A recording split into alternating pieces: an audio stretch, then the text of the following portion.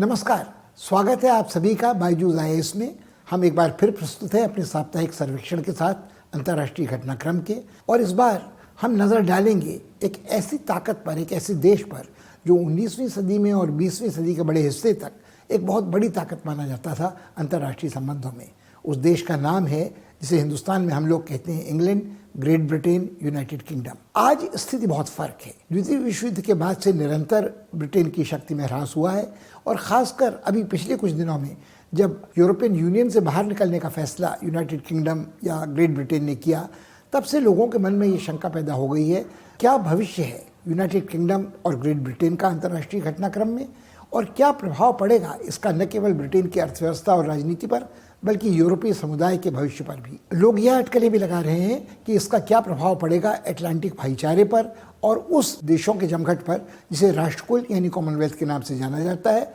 जिसका भारत भी एक सदस्य है, जिन देशों के साथ बड़े घनिष्ठ आर्थिक, सामरिक, सांस्कृतिक संबंध ग्रेट ब्रिटेन के रहे हैं। और इसके साथ साथ हम एक दृष्टिपात करेंगे विश्लेषण के साथ यूरोपीय समुदाय का, जो आज तरह तरह के संकटों से ब्रेक्सिट के अलावा भी घिरा नजर आता है यह समुदाय। तो चलिए फिर देर किस बात की।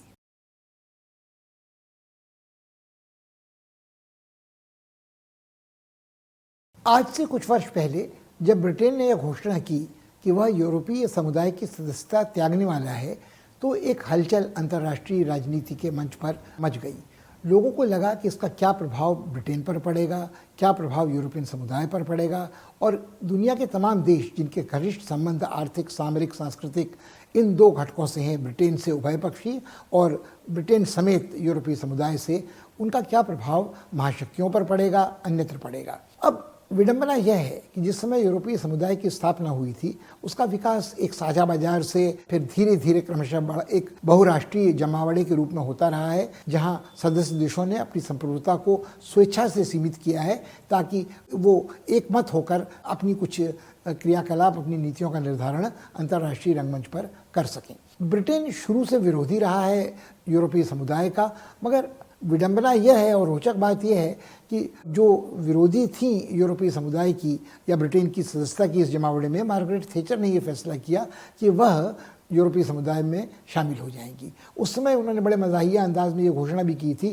कि फ्रांस और जर्मनी चाहे एक महाशक्ति होने का नाटक करते रहें, ये भूमिका तो वास्तव में ब्रिटेन की ही है। उनके मन में भयंकर आत्मविश्वास था और उनकी जो आर्थिक नीतियां थी वो उस समय बेहद सफल हो रही थी। नव उदारवादी रेगन के साथ उनका बड़ा अच्छा गठजोड़ था, अमेरिका के राष्ट्रपति के साथ। तो लोगों को लगता था कि ब्रिटेन को कोई भी दबाव यूरोपीय समुदाय की सदस्यता से नहीं होगा, न ही उसके मन में इस तरह की कोई हीनता की ग्रंथि प्रकट होगी कि उसकी संप्रभुता में कोई संकुचन हुआ है। आज हकीकत यह है कि ब्रिटेन में बोरिस जॉनसन ने बारंबार इस अभियान के, ब्रेक्सिट अभियान के दौरान ये घोषणा की कि ब्रिटेन की संप्रभुता सीमित हुई है, संकुचित हुई है। उसको वापस प्राप्त करने के लिए, ब्रिटेन की ऐतिहासिक भूमिका को पुनर्प्रतिष्ठित करने के लिए यूरोपीय समुदाय को त्यागना बेहद ज़रूरी है। यूरोपीय समुदाय को त्यागना ब्रिटेन के लिए भले ही ज़रूरी हो, संप्रभुता को वापस पुनर्प्रतिष्ठित करने के लिए, हकीकत ये थी कि यूरोपीय समुदाय को भी ये शिकायत थी कि ब्रिटेन सदस्य होने के बावजूद इस जमावड़े का अपनी जिम्मेदारी का पूरा निर्वाह नहीं करता है। कभी तो वो बजट में अपना अंशदान देने में हिचकिचाता है और कभी वो बहुत आसानी से उन नीतियों में सामूहिक सहमति प्रकट करने में देर लगाता है जिसके बाकी सदस्य लोग जिसके आदी हो चुके थे। दो तीन चीज़ें यहाँ पे उल्लेखनीय हैं कि यूरोपीय समुदाय का सदस्य होने के बावजूद न तो ब्रिटेन यूरो मुद्रा का जो व्यवस्था थी उसका सदस्य बना, और न जो वीसा प्रणाली थी अबाध आवागमन की सदस्य देशों के बीच में, शेंगन प्रणाली, उसका वो सदस्य बना। उसने अपना एक अलग वीसा जारी रखा और अपनी मुद्रा जो पाउंड स्टर्लिंग थी वो अलग जारी रखी। और थोड़ा बहुत मनमुटाव निरंतर हाल के वर्षों में इस विषय को लेकर होता रहा है कि ब्रिटेन की जो अपनी कानून की प्रणाली थी, जो हाउस ऑफ लॉर्ड्स था, प्रिवी काउंसिल थी, उसका अपना सुप्रीम कोर्ट था, उनका एक टकराव उन अपराधों को लेकर होता था जो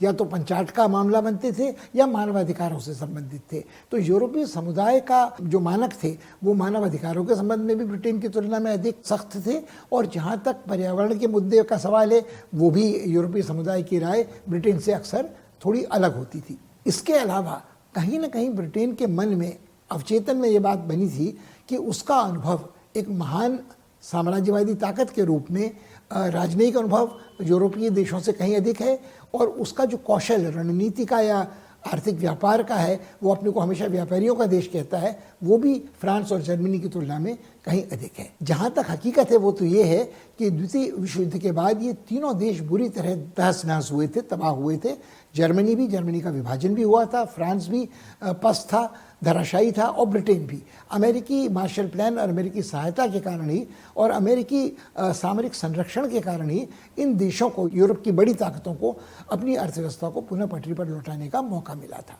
ब्रिटेन की एक धारणा, एक महत्वाकांक्षा हमेशा यह बनी रही है, बरकरार रही है कि किसी भी सामूहिक बिरादरी का नेतृत्व उसके हाथ में रहना चाहिए, जबकि यूरोपीय समुदाय में नेतृत्व ब्रिटेन के पारंपरिक प्रतिद्वंदियों फ्रांस और जर्मनी के हाथ में ही था। फ्रांस और जर्मनी पारंपरिक रूप से, ऐतिहासिक रूप से एक दूसरे के जानलेवा शत्रु रहे हैं, मगर द्वितीय विश्व महायुद्ध के बाद उन दोनों को ये समझ आ गई थी कि यदि उन्होंने प्रभावशाली होना है अंतर्राष्ट्रीय मंच पर, तो उनको अपना बैर भाव भुलाना पड़ेगा और सहकार करना पड़ेगा। ब्रिटेन को ये बात भी थोड़ी नागवार गुजरती थी कि फ्रांस और जर्मनी ही अधिकांश निर्णय लेते थे और यूरोपीय समुदाय को नेतृत्व प्रदान करते थे।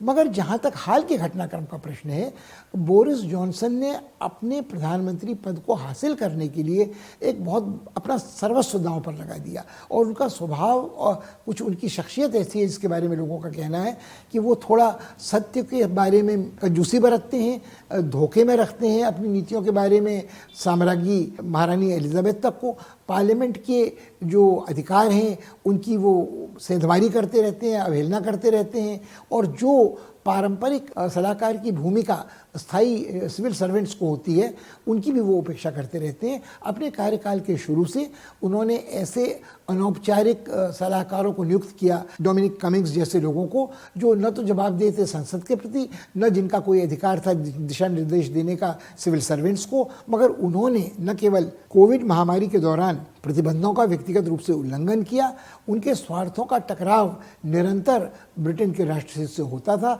वो कोविड की वैक्सीन का निर्माण हो, वो शिक्षा प्रणाली हो, या वो लॉकडाउन के बारे में कोई फैसला लेना हो। तो कुल मिलाकर जब तक डोमिनिक कमिंग्स के प्रभाव में, उनकी चकाचौंध में बोरिस जॉनसन थे, तो दोनों ने एक दूसरे का स्वार्थ साधन किया था बोरिस जॉनसन को प्रधानमंत्री पद तक पहुंचाने में। मगर उसके बाद ही ये तनाव शुरू हो गया था।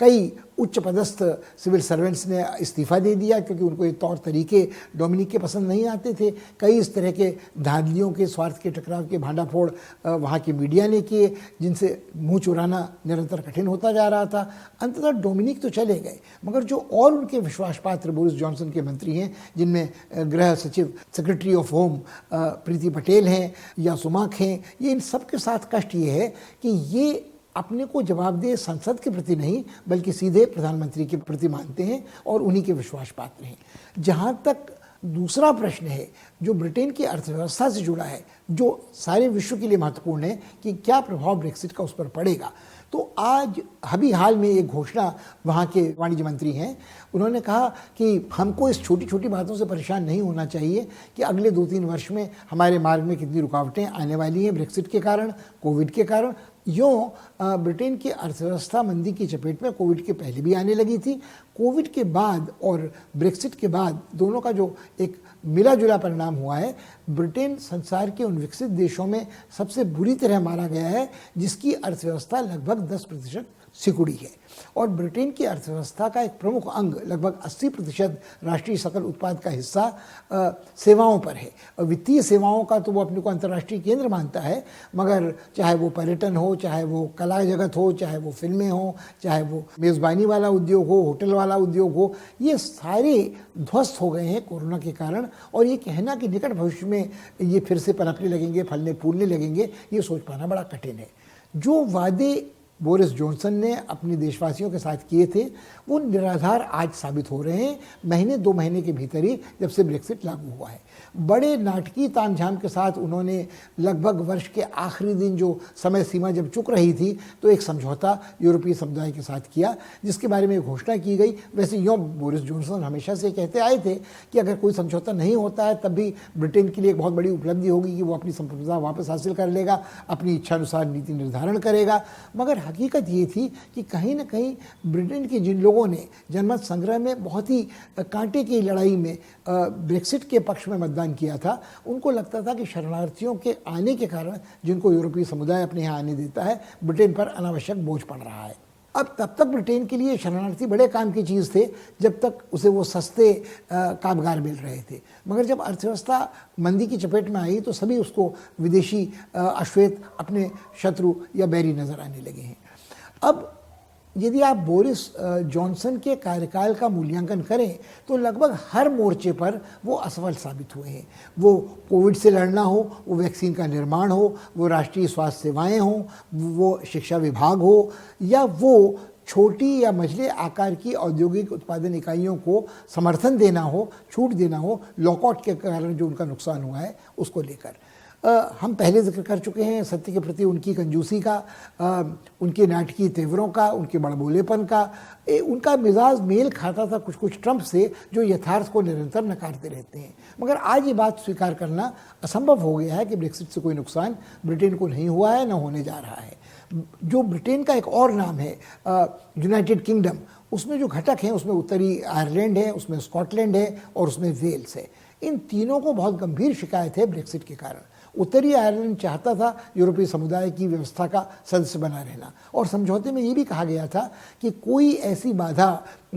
शुल्क की या कस्टम्स की या करों की या आवागमन की उत्तरी आयरलैंड को नहीं झेलनी पड़ेगी। मगर समस्या ये है, चुनौती पेचीदा इसलिए बनती है कि उत्तरी आयरलैंड और आयरलैंड के गणराज्य के बीच भी कोई इस तरह की सीमा नहीं है। जो गुड फ्राइडे समझौता कुछ वर्ष पहले जिस पर हस्ताक्षर हुए थे, जहां शांति लौटी थी पूरे आयरलैंड में, तो उसमें इन दोनों के बीच में जो सुलह हुई थी उसमें व्यवधान पड़ने की बहुत बड़ी संभावना सामने प्रकट हो रही थी। यदि आयरलैंड सदस्य बना रहता है, आयरलैंड का गणराज्य यूरोपीय समुदाय का, तो क्या अब कस्टम की एक सीमा रेखा उसके और उत्तरी आयरलैंड के बीच में आ जाएगी? और उत्तरी आयरलैंड यदि सदस्य बना रहता है यूनाइटेड किंगडम का घटक, तो क्या उसके और ब्रिटेन के बीच में एक सीमा रेखा कस्टम्स की आ जाएगी? तो इसके लिए आयरिश बैकस्टॉप की व्यवस्था की गई थी। प्रोटोकॉल में 16वां प्रावधान रखा गया था। बिना उनके बारीकियों में जाए यहाँ ये कहना ज़रूरी है और वही समझना हमारे लिए महत्वपूर्ण है कि ये व्यवस्था ठीक से काम नहीं कर रही है। अभी यूरोपीय समुदाय ने भी एक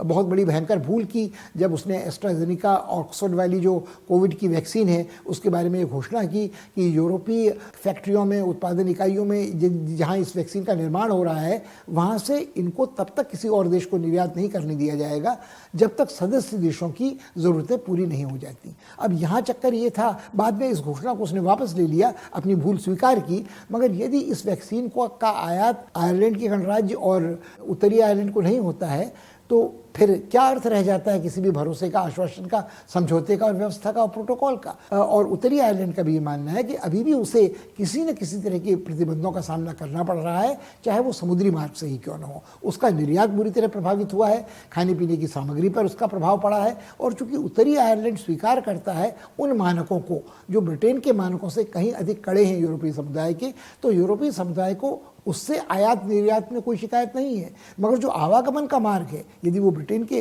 रास्ते जाता है या आयरलैंड के रास्ते जाता है, तो निश्चित रूप से इसके जो मूल्य हैं वो कहीं अधिक बढ़ जाएंगे। बोरिस जॉनसन बार बार ये भरोसा देते रहे अपने देशवासियों को कि इस जो छोटा 6 महीने का रियायत का दौर उन्हें मिल रहा है उसको वो बढ़ा लेंगे अगले वर्ष तक, 2 वर्ष तक, जब तक कि कोई व्यवस्था पुनः वहाँ ना आ जाए। मगर यूरोपीय समुदाय के सदस्य देश ये बिल्कुल स्पष्ट कर चुके हैं कि ये 6 महीने की रियायत सिर्फ बोरिस जॉनसन को और ब्रिटेन को अपने सम्मान की रक्षा के लिए मिली थी। अगर इसके भीतर वो कुछ निर्णय नहीं लेते हैं, मानकों को नहीं स्वीकार करते हैं, तो यह व्यवस्था अनिश्चित काल तक जारी नहीं रह सकती है। जहाँ तक मझले और छोटे उद्यमी व्यापारी हैं, उनको अभी से मार स्वीकार करनी पड़ रही है कि भले ही कस्टम का शुल्क अभी अगले 6 महीने तक नहीं देना पड़ेगा, करों में कोई बढ़ोतरी अभी नहीं हुई है, आने जाने में कोई रुकावट नहीं लगाई गई है, मगर चूंकि उसका निरीक्षण होना है, चूंकि कागज़ पर्चों की जांच होनी है, तो इस कारण जो देर लगती है उससे ताजे फल, खाद्य सामग्री, मछलियाँ आदि इनका निर्यात तो लगभग नष्ट हो ही रहा है। मगर जो ये देरी हो रही है उसके कारण लगभग 8 से 9% लागत का मूल्य बढ़ रहा है, जिसको आप एक तरह का अप्रत्यक्ष कर ही कह सकते हैं। ब्रिटेन के कई व्यापारियों का यह मानना है कि बड़ी बहुराष्ट्रीय कंपनियां या बड़ी दैत्याकार कंपनियां भले ही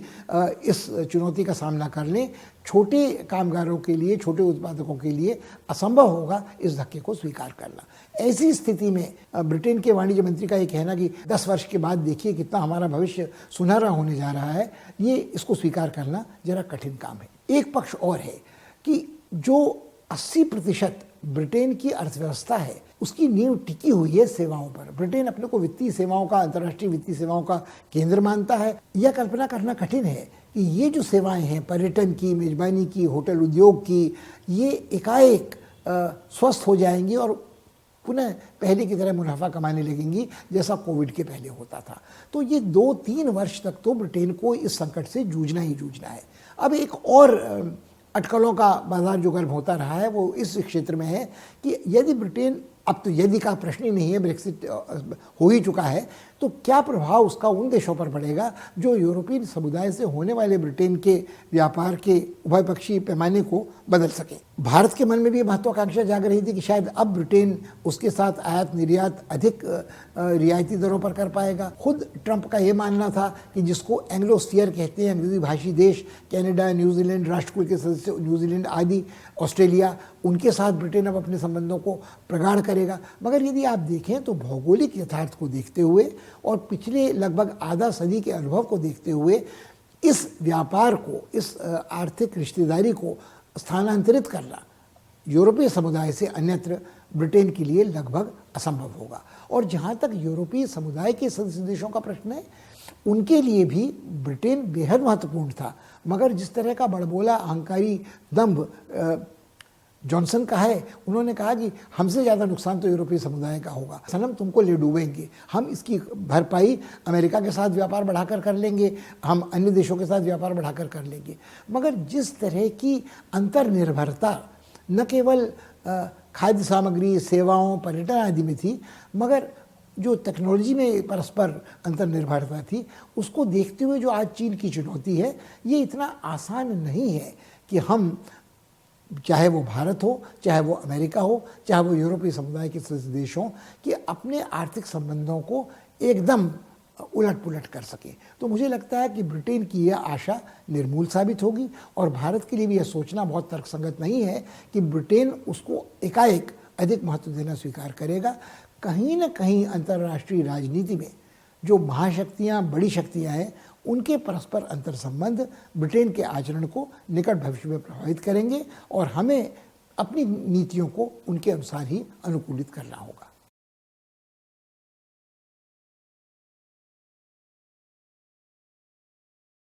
जहाँ तक यूरोपीय समुदाय का प्रश्न है, उसका सरदर्द सिर्फ ब्रेक्सिट या ब्रिटेन का बाहर चला जाना नहीं है। कई ऐसी जटिल चुनौतियाँ हैं जिन्होंने उसके लिए एक अस्तित्व का संकट पैदा कर दिया है। हाल के वर्षों में बहुत तेज़ी से यूरोपीय समुदाय का विस्तार हुआ था, उसकी सदस्य संख्या बढ़ी थी। पूर्वी यूरोप के कई राज्य उसमें आकर जुड़ गए थे, जो कभी सोवियत साम्राज्य का, रूसी साम्राज्य का हिस्सा हुआ करते थे, उसके उपग्रह कहलाते थे। और ये आशा यूरोपीय समुदाय के लोगों को थी, खासकर बड़े नेताओं को, फ्रांस और जर्मनी को, कि वो भी उतने ही सहज भाव से इस संयुक्त परिवार का हिस्सा बन जाएंगे जिस तरह से विभाजित जर्मनी के 2 हिस्से जुड़ने के बाद फिर अपनी पुरानी भूमिका निभाने लगे थे। फ्रांस और जर्मनी की पुरानी प्रतिद्वंदिता ऐतिहासिक समाप्त हो गई थी, सहकार का एक नया अध्याय शुरू हो गया था। मगर आज ब्रेक्सिट के पहले ही ये स्पष्ट होने लगा था कि जब से पुतिन ने एक दुस्साहसिक विस्तारवादी राजनय का सूत्रपात किया था कि वो इन पूर्वी यूरोप क्षेत्र के राज्यों को फिर से अपने प्रभाव क्षेत्र में लाना चाहते हैं। उसमें चाहे बाल्टिक देश, एस्टोनिया, लिथुआनिया, लिथुआनिया हो, या चेक रिपब्लिक हो, या स्लोवानिया हो, या हंगरी और पोलैंड हो। हाल के दिनों में जो घटनाक्रम हुआ है उससे ये बात बिल्कुल स्पष्ट हो गई है कि बेलारूस में जो स्टालिन शाही, तानाशाही के खिलाफ एक आंदोलन उठा था, उसका जब दमन किया गया बर्बर और पुतिन के रूस ने अपना समर्थन बेलारूस के नेता को दिया तानाशाह को, तो वहाँ से कई जो असंतुष्ट तत्व थे वो शरणार्थी के रूप में लिथुआनिया, एस्टोनिया आदि जगहों पर पहुँच गए हैं और इस कारण वो भी शक के दायरे में आ गए हैं आज रूस के। तो रूस ये नहीं चाहता है कि ये देश अब और करीब यूरोपीय देशों, पश्चिमी यूरोपीय देशों के जाएं और उनसे तुलना करें अपने उपभोक्तावादी समाज की, अभिव्यक्ति की स्वतंत्रता आदि की। उससे भी बड़ा संकट है हंगरी और पोलैंड में, जहां हाल के चुनाव के बाद ऐसे लोग लुभावन नारे देने वाले नेता चुने गए हैं जिनके मिजाज और तेवर पुराने साम्यवादियों जैसे हैं, जो न अभिव्यक्ति की स्वतंत्रता को महत्वपूर्ण समझते हैं न जनतांत्रिक संस्थाओं और परंपराओं को। उनके लिए आर्थिक जो व्यवस्था है वो उसका एक सीमित उदारीकरण ही हो सकता है, वरना वो पुरानी अपनी जो स्टालिनशाही व्यवस्था थी उसके अनुसार ही अपनी राजनीति, अपनी अर्थव्यवस्था, अपने समाज को संचालित करना चाहते हैं। यूरोपीय समुदाय के सदस्यों का ये मानना था कि क्रमशः वो जनतांत्रिक होंगे, मगर उन्होंने आज ये बिल्कुल स्पष्ट कर दिया है, वो हंगरी हो कि पोलैंड हो, कि उनकी कोई दिलचस्पी यूरोपीय मानकों को, मानवाधिकारों के बारे में, जनतांत्रिक मूल्यों के और संस्थाओं के बारे में ग्रहण करने की नहीं है। और उन्होंने ये भी हठ पाल लिया है कि वो छोटे देश भले ही हों मगर उनको एक मत उनके पास भी है और यूरोपीय समुदाय के अधिकांश नीतियों के निर्णय एक सहमति से लिए जाते हैं, तो वो एक तरह से निषेधाधिकार या वीटो का प्रयोग कर सकते हैं रोकने के लिए। और उनको ये बात बिल्कुल समझ नहीं आती है कि यूरोपीय समुदाय के जो बड़े नेता देश हैं, फ्रांस और जर्मनी, वो क्यों अपने आर्थिक अनुदान उन देशों को दे रहे हैं जिनमें पुर्तगाल है, स्पेन है, इटली है, ग्रीस है, जो हमेशा से दिवालियेपन की कगार पर खड़े रहते हैं, जहां राजनीतिक उथल पुथल जारी रहती है, जो अपनी मदद करने का कोई प्रयास स्वयं नहीं करते हैं और कोविड की चपेट के बाद तो वो बहुत ही खस्ता हालत में है। अब इन देशों का संघर्ष हितों का सीधे सीधे उन यूरोपीय देशों के साथ है जो पारंपरिक दृष्टि से कभी बड़े साम्राज्य थे और यूरोप के सांस्कृतिक जो विरासत है उसका अभिन्न हिस्सा रहे हुए हैं। ऐसी एक चुनौती उत्तरी यूरोप में है जहां Denmark, Sweden, Norway, Finland, Iceland आदि हैं जो अपने को अलग थलग रखते हैं उस घटनाक्रम से जो यूरोप के हृदय स्थल में, मर्मस्थल में होता है, मगर ये इनका कुछ समर्थन यूरोपीय समुदाय को मिलता रहा है पर्यावरण के मामले में, जिसका सीधा प्रभाव उन पर पड़ता है। ये आम तौर पर तटस्थ रहते हैं अंतर्राष्ट्रीय वैचारिक संघर्षों में और ये खुशहाल देश हैं, इनकी समृद्धि है, मगर इनके तेवर गोरे नस्लवादी हमेशा से रहे हैं और हाल के दिनों में वहाँ भी शरणार्थियों के प्रति एक द्वेष की भावना, बैर की भावना पनपने लगी है और एक तरह का इस्लामोफोबिया वहाँ देखने को मिलता है जिसका कई बार हिंसक विस्फोट हुआ है। इतना ही होता तो शायद चिंता का विषय फिर भी उतना नहीं होता जितना यूरोपीय समुदाय के मध्यवर्ती क्षेत्र में भी अराजकता का विस्फोट देखने को मिला है। अभी जब महामारी पर नियंत्रण पाने के लिए कर्फ्यू लगाया गया तो हॉलैंड में, एम्स्टर्डम में भयंकर दंगे भड़क उठे, कारों को आग लगाई गई, दुकानें लूटी गईं और पुलिस ने बड़े संयम से काम लिया। वहाँ के कुछ नागरिकों का मानना था, अमेरिका के कुछ राज्यों और शहरों के नागरिकों की तरह, कि हम क्यों अपनी स्वतंत्रता को बाधित करें, ये महामारी तो आई है, रहेगी, किसे पता है कब तक रहेगी। और लॉकडाउन के कारण न केवल हमारी आर्थिक व्यवस्था को नुकसान हो रहा है बल्कि हमारी जो जीवन शैली है वो भी बिल्कुल पटरी से उतर रही है। तो ये चिंताजनक विषय है कि जिस तरह से एक जर्मनी में भी दक्षिणपंथी, नवनाजी, नस्लवादी तबका उभर रहा है जो चुनौती दे रहा था एंजेला मार्केल की उदार नीतियों को, वैसे ही कुछ लक्षण उत्तरी यूरोप में देखने को मिल रहे हैं। वैसा ही कुछ उत्पात, उपद्रव, अराजकता का दर्शन हमें हॉलैंड में भी हो रहा है और इससे जूझना कठिन होगा यूरोपीय समुदाय के नेताओं के लिए। बेल्जियम लगभग तटस्थ रहता है, कई छोटे देश हैं जो खुद भ्रष्टाचार के आरोपों से ग्रस्त हैं और कुल मिलाकर यूरोपीय समुदाय जो कुछ 2-3 वर्ष पहले तक ही ऐसा लगता था कि महाशक्तियों का मुकाबला करने की स्थिति में है, अपनी आर्थिक क्षमता के कारण, अपनी तकनीकी सामर्थ्य के कारण, अपने मूल्यों और मानकों के कारण, वो आज एक विभाजित परिवार नज़र आ रहा है और जिसकी शक्ति अब क्रमशः कम होती जा रही है। अब घुमा फिराकर हम फिर वहीं पहुंच रहे हैं कि यूरोपीय समुदाय को यदि हाशिए पर पहुंचा मान लिया जाए तो इसके जो दो बड़े प्रमुख ताकतें हैं, फ्रांस और जर्मनी, वो क्या भूमिका आने वाले दिनों में निभाएंगे। उनका सहकार अभी बरकरार है, क्या भविष्य में भी बरकरार रहेगा और क्या वो इसके लिए तैयार रहेंगे कि जो देश उनके मानकों को, मानवाधिकारों के बारे में, जनतंत्र के बारे में, पर्यावरण के बारे में स्वीकार नहीं करते हैं, साझे की राजनीतिक नीति नहीं अपनाना चाहते हैं, क्या उनको अलग किया जा सकता है और उसके बाद जो कोर बची रहेगी उस यूरोपीय समुदाय को का क्या रोल आने वाले दिनों में अंतर्राष्ट्रीय राजनीति में होगा। अभी कुछ दिन पहले यूरोपीय समुदाय ने एक समझौता किया है चीन के साथ जो कई अरब यूरोस की कीमत के निवेश का है, और उसमें आज चीन ने प्रमाणित कर दिया है कि चीन पर निर्भरता सभी बड़े देशों की, उनकी अर्थव्यवस्थाओं की इतनी ज़्यादा है कि कोई भी चीन का बहिष्कार नहीं कर सकता है। कुछ ही समय पहले तक यूरोपीय समुदाय के देश ये चिंता प्रकट कर रहे थे कि हुवेई जैसी कंपनियां एक सामरिक जोखिम पैदा कर सकती हैं, क्योंकि उनकी घनिष्ठ रिश्तेदारी चीन की सरकार से, वहाँ की सेना से, वहाँ की खुफिया एजेंसियों से है। आज ये बात अब ठंडे बस्ते में चली गई है। और हाँ, यूरोपीय समुदाय के देश ये ज़रूर घोषणा करते हैं कि उन्होंने अपनी तरफ से पूरी आलोचना चीन के मानवाधिकारों के उल्लंघन की सिंकियांग प्रांत में उइगर मुसलमानों की है, जनतांत्रिक आंदोलन की दमन की हांगकांग में की है, और वो चाहते हैं कि चीन की अर्थव्यवस्था अपने बाज़ार को खोले, यूरोपीय कंपनियों के लिए अधिक पारदर्शी हो। मगर ये सारी बातों पर जो आश्वासन चीन ने उन्हें दिए हैं, ये भरोसा करना कठिन है कि चीन पूरी तरह उनका पालन करेगा। और ये बात भी नकारना कठिन है कि आज दुनिया का कोई देश, वो भारत हो, अमेरिका हो, चीन को बिल्कुल अलग करके अपनी अर्थव्यवस्था को पुनः स्वास्थ्य लाभ की दिशा में नहीं ले जा सकता है, खासकर कोविड महामारी की चपेट के बाद।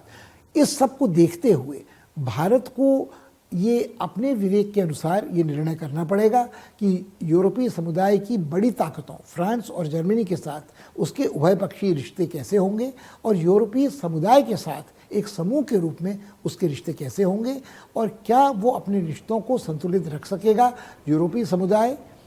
अमेरिका, ब्रिटेन और रूस के साथ साथ, और चीन के साथ प्रतिद्वंदिता, स्पर्धा, एक सैनिक वैमनस्य चलता रहेगा। मगर क्या इसका हिंसक विस्फोट ही होगा, या हम तनाव घटाकर अपनी अर्थव्यवस्था के रिश्ते को संतुलित समायोजित कर सकेंगे।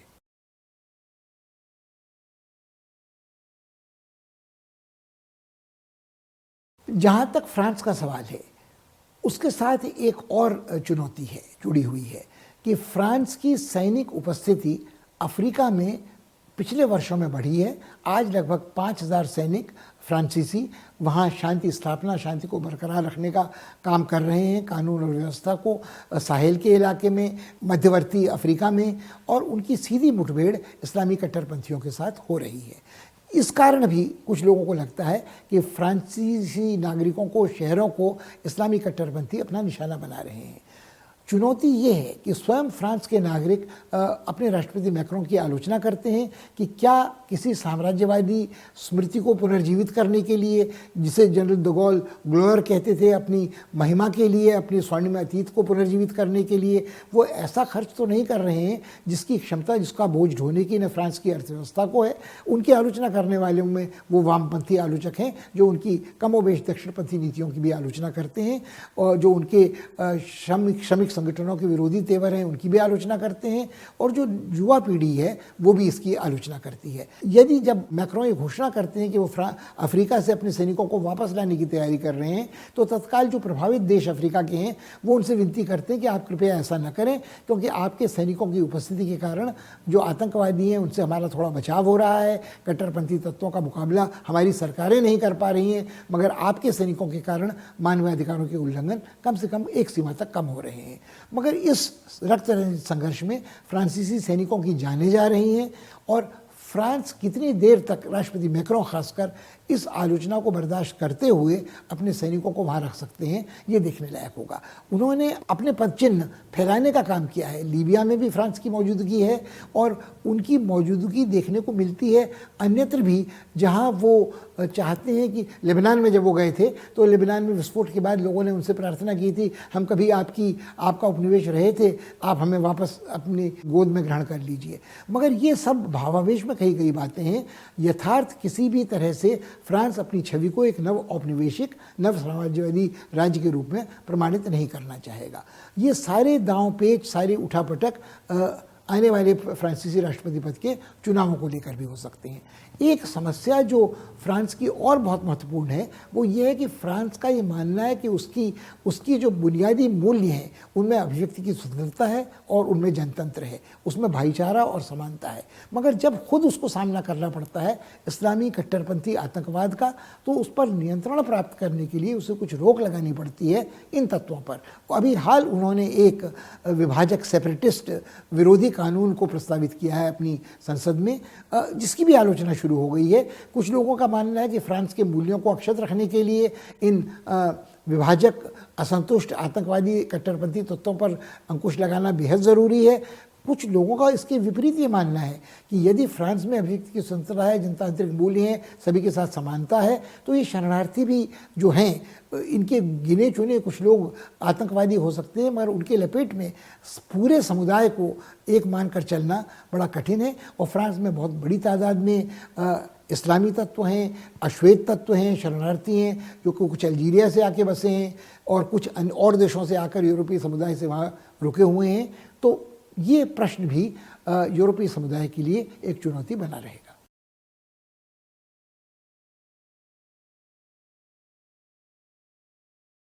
इस सप्ताह के लिए इतना ही। अगले सप्ताह आपसे फिर मुलाकात होगी और हम आपके लिए फिर प्रस्तुत होंगे एक नए संस्करण के साथ, साप्ताहिक सर्वेक्षण के, अंतर्राष्ट्रीय घटनाक्रम के। इस बार बारी होगी, हम नज़र डालेंगे अफ्रीका के महाद्वीप पर और दक्षिणी अमेरिका के महाद्वीप पर, जहाँ बहुत बड़ा जमघट है विकासशील देशों का, जहाँ प्राकृतिक संसाधनों की बहुतायत है और दुर्भाग्य से ये दोनों इलाके उत्पीड़न के, नव उपनिवेशवादी उत्पीड़न के, नव साम्राज्यवादी उत्पीड़न के, शोषण के और बहुराष्ट्रीय कंपनियों के लालच के शिकार होते रहे हैं। पर्यावरण की चुनौतियाँ वहाँ बहुत बड़ी विकट हैं और कोविड की मार भी सबसे ज़्यादा ब्राज़ील जैसे देशों को झेलनी पड़ी है। और अफ्रीका के बारे में तो लोग कल्पना भी नहीं कर सकते हैं, किसी को आंकड़े तक पता नहीं है। और वहीं इस्लामी कट्टरपंथी हो या आदिम बर्बरता कबायली संघर्ष की हो देखने को मिलती है। भारत के हित यहाँ भी जुड़े हैं अभिन्न रूप से। इनकी चर्चा हम अगली बार करेंगे। तब तक के लिए विदा दीजिए। नमस्कार और धन्यवाद।